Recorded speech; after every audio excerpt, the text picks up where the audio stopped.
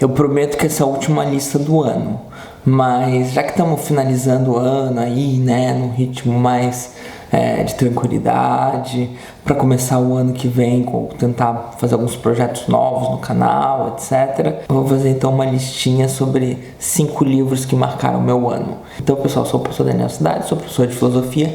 Não se esquece de deixar aquele like maroto, ativar o sininho e deixar o comentário do engajamento. Então, como é uma lista aberta, né, uma lista só de 5 livros que marcaram o meu ano, não precisa necessariamente ser de filosofia, tá? Eu tenho interesse em outras coisas, eu também leio outras coisas. Então, como eu tenho interesse para além da filosofia, eu vou trazer o primeiro livro, que se chama Astrofísica para Apressados, do Neil deGrasse Tyson, tá? O Neil deGrasse Tyson, ele tem um monte de vídeo, ele tem a nova versão da série Cosmos, né? Que a primeira era com Carl Sagan, a nova é com o Neil deGrasse Tyson. Ele é um divulgador da ciência muito famoso, ele também é um cientista, mas ele é mais famoso como divulgador da ciência. Ele tenta fazer o livro numa linguagem bastante simples, embora seja um tema bastante complexo, e confesso que eu viajei bastante em vários momentos do livro, mas ele é bastante interessante, especialmente se, como eu, você não entende muito de astrofísica. Então ele vai te explicar que o universo observável possui mais de 100 bilhões de galáxias, e entre as galáxias possivelmente está acontecendo muita coisa que talvez a gente tenha dificuldade de identificar, como as galáxias anãs, tá? Que possivelmente tem até 10 vezes mais galáxias anãs do que galáxias, mas enfim, uma série de suposições, porque é bastante difícil de detectar. Falando em difícil de detectar, ele fala sobre a matéria escura, ele explica um pouco o que é a matéria escura, ele explica porque a matéria escura ela não tem como ser comprovada ainda, mas se ela não existe, a teoria da gravidade está errada. Então a maior parte dos cientistas acredita que a teoria da gravidade está certa, então tem que existir algo tal como a matéria escura, ou seja, é um tipo de matéria que interage com a gente apenas gravitacionalmente. Então a gente não consegue vê-la e não consegue percebê-la, mas segundo os cálculos existe pelo menos 6 vezes mais matéria escura do que matéria no universo. Ele fala também de neutrinos que viajam quase na velocidade da luz e passam pela Terra como se não fosse nada. A cada segundo, 15 bilhões de neutrinos passam por cada centímetro quadrado do seu corpo, também como se ele não fosse absolutamente nada, sem nenhuma interação com seus átomos. E eu estou comentando isso simplesmente porque eu acho bastante interessante. Também acho bastante interessante quando ele fala de energia escura e mais uma série de coisas que eu nunca tinha nem ouvido falar. Então o livro ele é bastante interessante para curiosos que têm o objetivo de ter aí algum conhecimento de astrofísica, embora vai ser bastante rudimentar. Em segundo lugar, para fazer uma lista diversificada, eu vou recomendar O Estrangeiro, de Albert Camus, ou Camus, sei lá, Camus seria o certo, né? Você pronuncia o U com um biquinho de I, se fosse pronunciar em francês exatamente, Camus. Então, Camus, vamos lá. Esse livro faz parte do ciclo do absurdo do Camus, que constitui então O Estrangeiro, O Mito de Sísifo e Calígula. Eu não li Calígula ainda, tá? Mas tem bastante interesse em, antes de dormir, continuar lendo Camus. Inclusive comprei agora pro Natal O Homem Revoltado, que é uma obra bastante aclamada do Camus. O livro trata então de um personagem principal chamado Meursault, que assassina então alguém, e tem uma série de pensamentos existencialistas, para alguns eu diria até nihilistas, mas pensando em Camus, absurdistas, né, sobre o absurdo da existência, sobre a condição dele, sobre certa indiferença, sobre uma série de maneira de ver o mundo que nos causa certo desconforto. Enfim, é um livro bastante perturbador, mas no bom sentido. O livro se passa na Argélia, mais especificamente na capital, Argel. Para quem não sabe, Argélia é um país da África que se fala francês, e o Camus é de lá, embora ele tenha vivido bastante tempo na França. Então tem até uma paisagem bastante interessante, uma paisagem, claro, que é narrada, que eu considero bastante interessante. Existem boatos não confirmados de que o livro inspirou a canção Bohemian Rhapsody do Queen, que eu considero uma das minhas músicas favoritas, mas não são confirmados. Enfim, quando você começa a olhar a música, faz bastante sentido, tá? e só estou comentando isso como curiosidade, mas a leitura é muito tranquila, é uma leitura muito gostosa e eu realmente recomendo a leitura. Terceiro livro que me marcou em 2020 foi Nas Ruínas do Neoliberalismo, da Wendy Brown. Tá? Para quem não sabe, eu estudo bastante a questão do neoliberalismo. Esse foi um livro mais de estudo, então, que me marcou bastante, porque é um livro, de certa forma, que denuncia o neoliberalismo, tá? A Wendy Brown, ela é uma professora de ciência política da Califórnia, da Universidade de Berkeley, tá? Ela é casada com a Judith Butler, né? A Judith Butler, que quem acompanha o canal muito possivelmente gosta, porque é uma Foucaultiana. Eu também considero a Wendy Brown uma Foucaultiana. Inclusive a leitura da Wendy Brown é bem mais tranquila do que a Judith Butler, tá? Diga-se de passagem. Então eu recomendo bastante, porque embora, né, muita gente pena para ler a Butler, não vão penar tanto para ler a Wendy Brown, tá?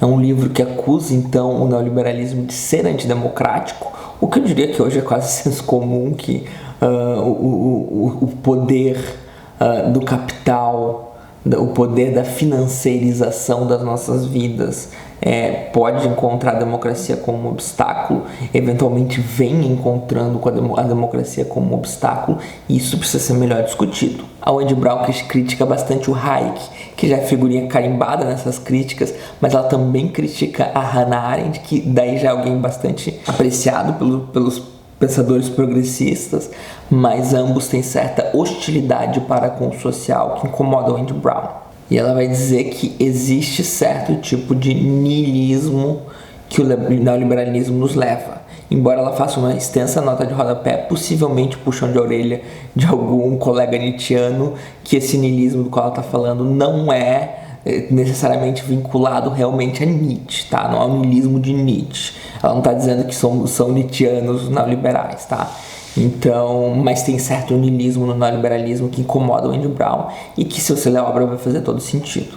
O quarto livro, que é um livro que eu li, na verdade, na transição entre 2019 e 2020, se chama O Novo Iluminismo, do Steven Pinker. É um livro bastante grandinho, né? Chega nas suas 600 páginas e dá trabalho a leitura mais pela quantidade do que pela qualidade, porque a qualidade da escrita é muito boa e ela flui bastante. O Steven Pinker é uma figura bastante controversa, dependendo de onde você analisar, ele vai ser alguém centro-esquerda ou centro-direita.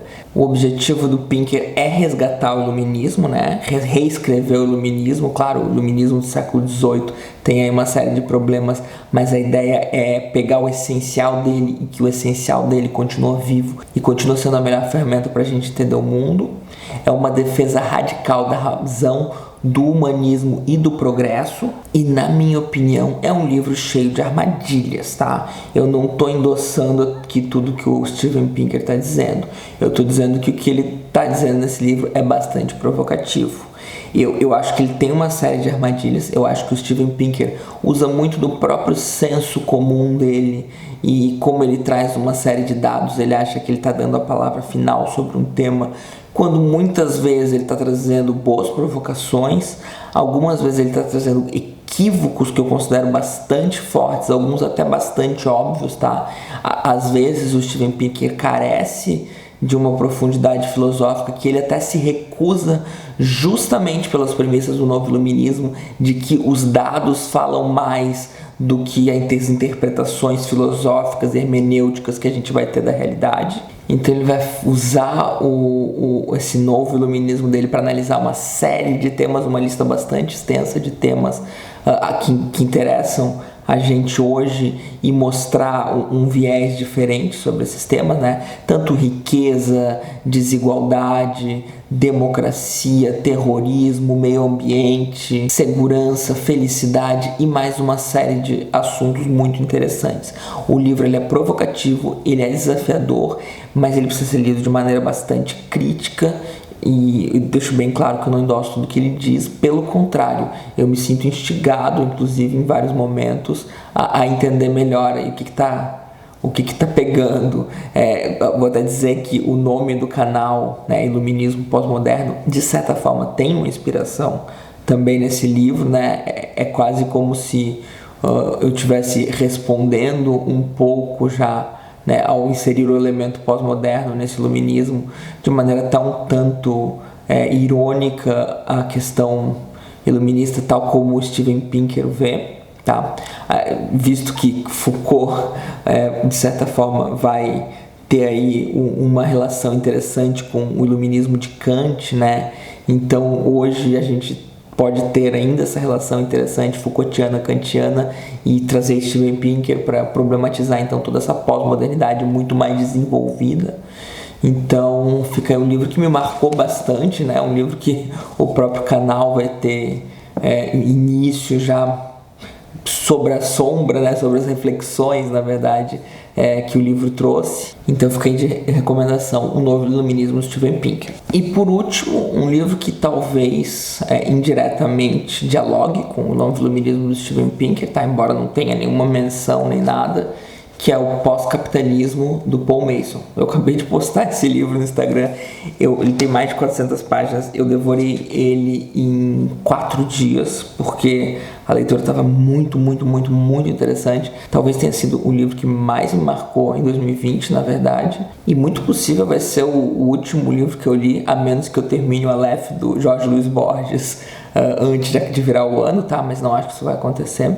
Eu classificaria o Paul Mason como um pós-marxista, tá? Então ele vai falar bastante de Marx, ele vai mostrar em vários aspectos em que Marx foi muito mais visionário do que parece acerca do capitalismo, mas ele recusa completamente a ideia de que o proletariado vai construir uma ditadura ou algum jeito de acabar com o capitalismo, tá? Ele é marxista no sentido críticas marxistas ao capitalismo. Ele não é marxista no sentido existe uma classe, essa classe é a classe trabalhadora, e a classe trabalhadora vai nos libertar do capitalismo, embora o Paul Mason acredite que o capitalismo esteja com os dias contados e bastante breve. Para o Paul Mason, quem vai acabar com o capitalismo são os indivíduos conectados em rede, ou seja, vocês, nós que estamos conectados diariamente em rede, nós que estamos nessa coisa que o Paul Mason, estou digerindo o livro ainda, na verdade, chama de rede, que ele tenta analisar como muito mais do que parece. Então, se os comunistas queriam uma sociedade no qual o trabalho não vai mais ser, né, a força de trabalho não vai mais ser explorada pelos detentores dos meios de produção e os trabalhadores então vão ter uma completa autonomia sobre os frutos do seu trabalho, o Paul Mason acredita que num futuro até próximo, eu diria, o trabalho não vai mais ser necessário, tá? A gente vai conseguir, através da automação, através de cooperação, através de renda básica universal, através de sistemas cooperativos, que eles usam como exemplo a extrema funcionalidade da Wikipédia, que acaba acabando completamente com uma parcela de mercado que poderia existir, mas que não existe pelo excelente funcionamento da Wikipédia. Então ele usa como exemplo, mas através da cooperação, através de uma série de questões que precisam ser melhor trabalhadas, ele acredita que o capitalismo, né, que está com os dias contados, né, o capitalismo, o neoliberalismo, que está destruindo o planeta. Inclusive ele fala do pânico, ele fala das dificuldades que a gente tem até 2040, 2050, de não fazer com que a Terra suba 2 graus, e se subir, né, se tiver uma quantidade de carbono injetada no meio ambiente, que está sendo injetada, na verdade, a gente vai ter uma catástrofe bastante problemática. Então ele está preocupado com questões ambientais também, muito fortemente preocupado com questões ambientais, e está preocupado em superar o capitalismo de uma maneira um tanto quanto diferente. Então, pessoal, é isso. Espero que tenham gostado das indicações de livros. Espero que a variedade de livros sirva a mais pessoas, né? Eu tentei, na hora de usar os critérios para selecionar, eu tentei usar a diversidade também. Não colocar só livros, né, da minha área de estudo, não colocar livros só filosóficos. Então, é isso aí.